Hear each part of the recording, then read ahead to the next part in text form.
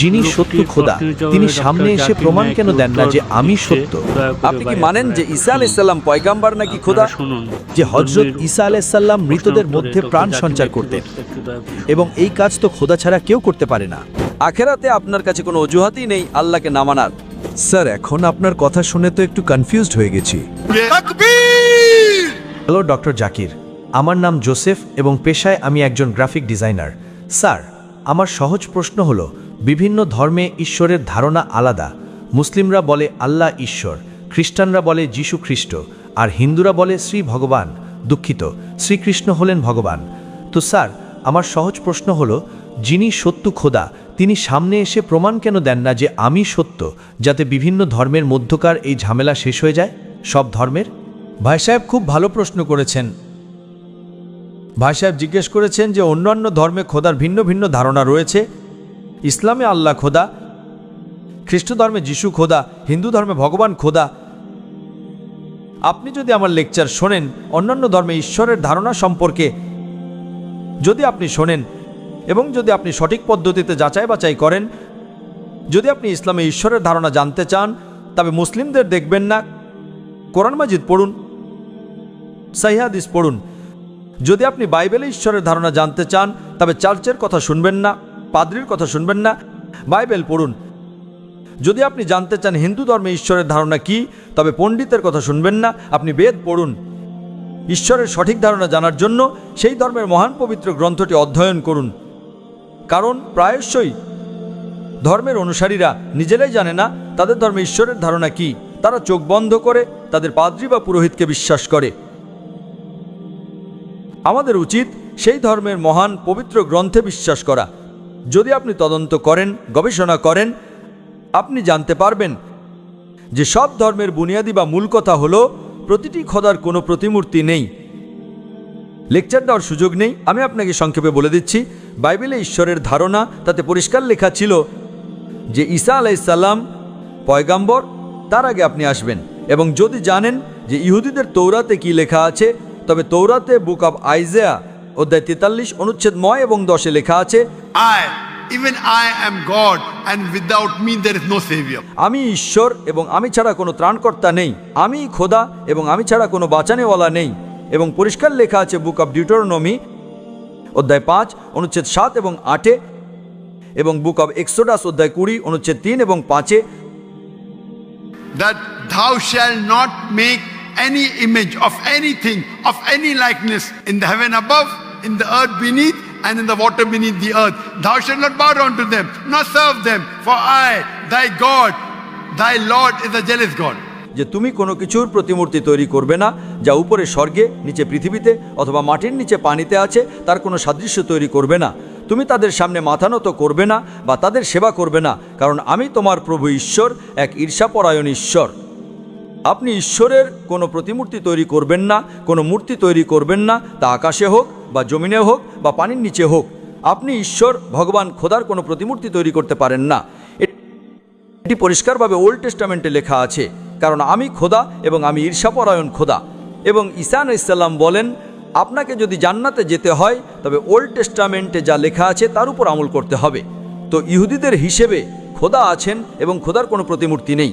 খ্রিস্ট ধর্মে অনুযায়ী খোদা আছেন এবং খোদার কোনো প্রতিমূর্তি নেই। আপনি হিন্দু ধর্মের বই পড়বেন, সবচেয়ে উঁচু মানের বই হলো বেদ এবং উপনিষদ। বেদ সবার উপরে, তারপর উপনিষদ, পুরাণ, শ্রুতি ও স্মৃতির মধ্যে বেদ এবং উপনিষদ।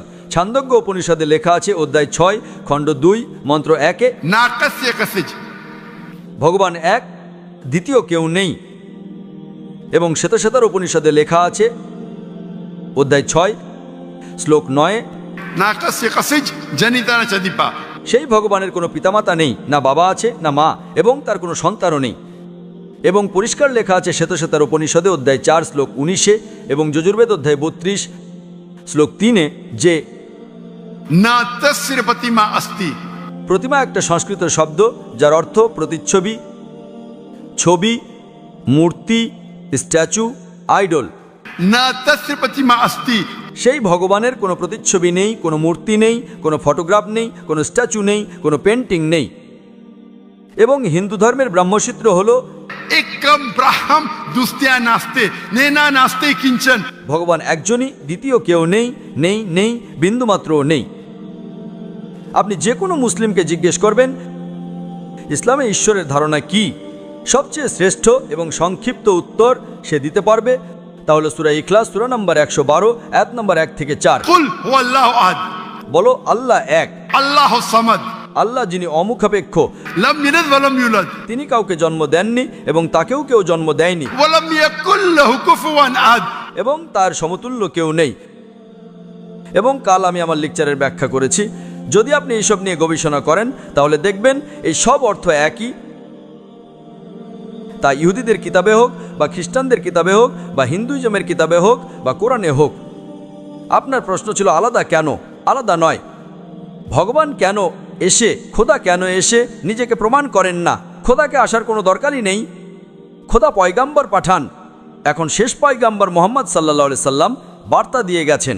তার যাওয়ার পর মুসলিমদের দায়িত্ব, প্রতিটি মুসলিমের দায়িত্ব যে সে যেন দায়ী হয়, সে মানুষকে। Kuntum khayra ummatin ukhrijat lin-nas. আল্লাহ তাআলা বলেন সূরা আল ইমরান সূরা নম্বর 3 আয়াত 110, মুসলিমরা তোমরাই সমগ্র বিশ্বের জন্য আবির্ভূত শ্রেষ্ঠ জাতি। আল্লাহ আমাদের সম্মান দিচ্ছেন, ইজ্জত দিচ্ছেন। যখনই সম্মান দেওয়া হয় তার সাথে দায়িত্ব থাকে। আল্লাহ তাআলা বলেন যখন ইজ্জত দেন আমাদের দায়িত্ব কি?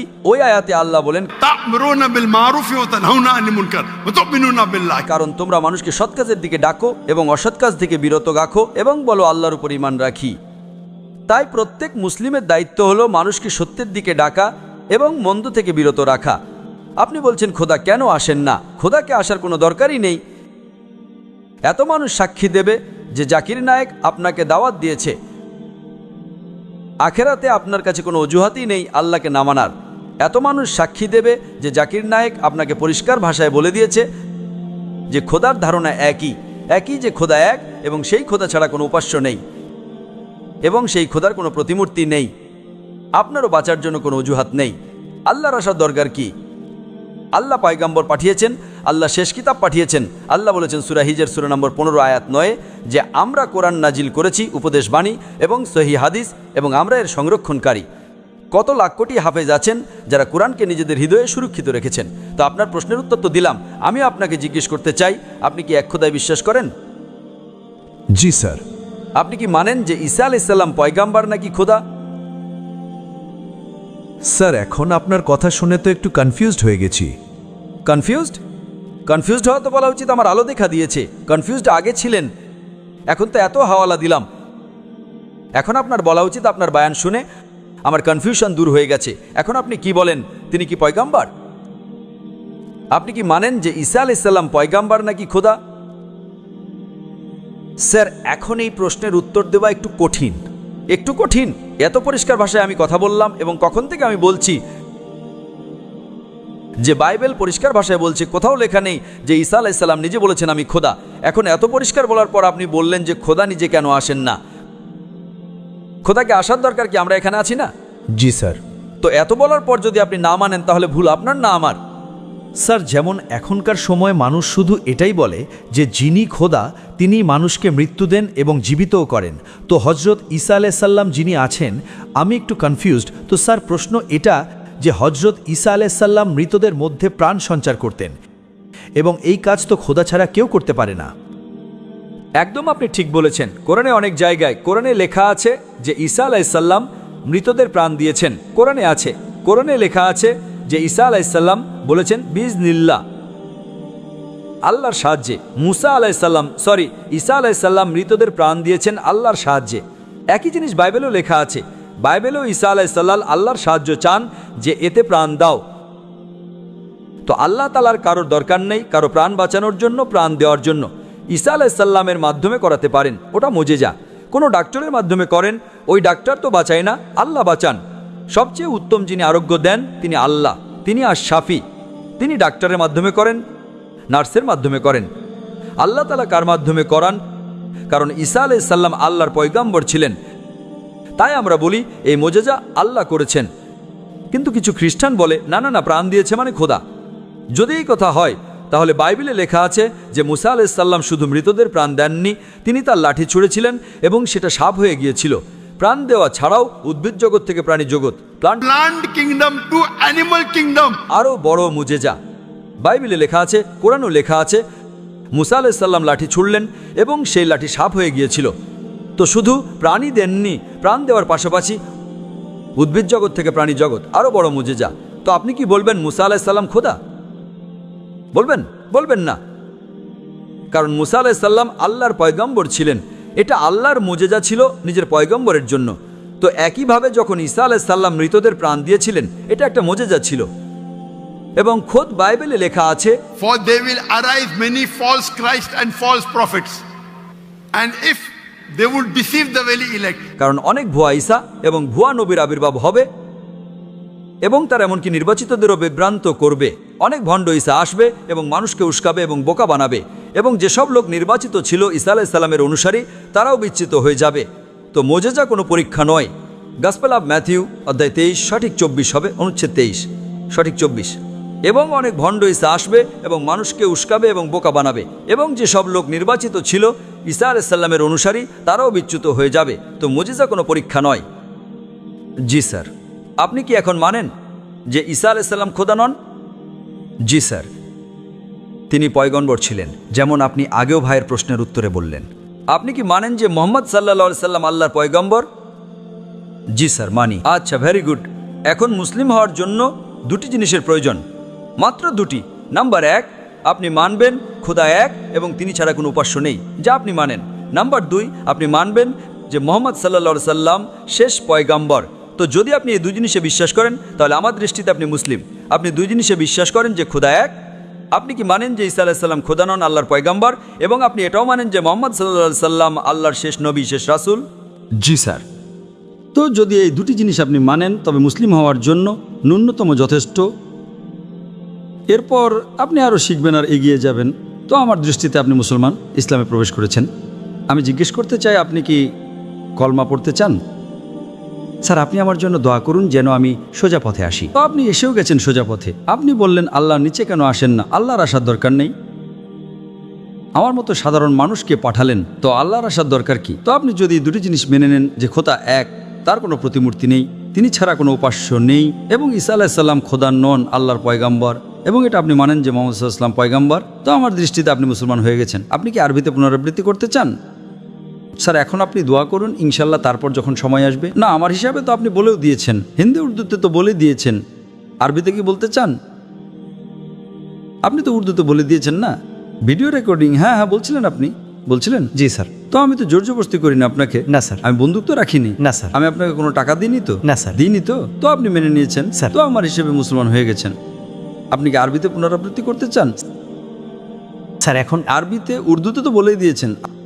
আরবিতে পুনরাবৃত্তি করা ফরজ নয়, কিন্তু বললে ভালো। আপনি তো উর্দুতে মেনে নিয়েছেন যে খোদা এক। জি স্যার। ঈসা আলাইহিস সালাম খোদা নন, পয়গম্বর, এটাও মেনে নিয়েছেন যে মুহাম্মদ সাল্লাল্লাহু আলাইহি ওয়াসাল্লাম শেষ পয়গম্বর। জি স্যার। তো আমার দৃষ্টিতে ন্যূনতম যে দুটি জিনিসের প্রয়োজন কোনো মানুষের মুসলিম হওয়ার জন্য, ইসলামে প্রবেশ করার জন্য, তা তো আপনি বলে দিয়েছেন। জি স্যার। আমার প্রশ্ন হলো, আপনি কি আরবিতে পুনরাবৃত্তি করতে চান? আমি বলবো আর আপনি তা পুনরাবৃত্তি করতে পারেন, ঠিক আছে? বলুন। Ashhadu আশহাদু Allah আল্লাহ ilaha ইলাহা illallah ইল্লাল্লাহ wa ashhadu ওয়া আশহাদু anna আনা Muhammadun মুহাম্মাদান Rasulullah. রাসূলুল্লাহ। আমি সাক্ষ্য দিচ্ছি আমি সাক্ষ্য দিচ্ছি যে যে আল্লাহ ছাড়া আল্লাহ ছাড়া কোনো উপাস্য নেই, কোনো উপাস্য নেই, এবং আমি সাক্ষ্য দিচ্ছি এবং আমি সাক্ষ্য দিচ্ছি যে যে মুহাম্মদ সাল্লাল্লাহু আলাইহি সাল্লাম, মুহাম্মদ সাল্লাল্লাহু আলাইহি ওয়াসাল্লাম আল্লাহর বান্দা বান্দা এবং রাসূল। এবং রাসূল। মাশাআল্লাহ, আপনি মুসলমান হয়ে গেছেন। Takbir! Takbir! Takbir! আল্লাহর রাসূল বলেন, আমাদের শেষ পয়গম্বর মুহাম্মদ সাল্লাল্লাহু আলাইহি ওয়াসাল্লাম বলেন যে যদি কোনো অমুসলিম মুসলিম হয়, তবে তার পেছনের সব গুনাহ মাফ হয়ে যায়। যা আপনি ভালো কাজ করেছেন তা আপনার সাথে আছে, যত ভুল কাজ করেছেন আপনি, সব আপনার জন্য মাফ। আপনি যেন নবজাতক। আমার অনুরোধ আপনার কাছে যে আপনার যেসব মুসলমান বন্ধু আছে তাদের কাছ থেকে ইসলাম সম্পর্কে শিখুন। আপনি আমার ক্যাসেট দেখতে পারেন, এবং ধীরে ধীরে ইসলামের উপর আমল করুন এবং আমল করে আপনার বন্ধুদের, আপনার পরিবারকে এই বার্তা পৌঁছে দেন। এবং আমি আল্লাহর কাছে দোয়া করি যেন আপনাকে এই দুনিয়ায় সবচেয়ে উত্তম জীবন দেন আর আখিরাতে জান্নাতুল ফিরদাউস দান করেন।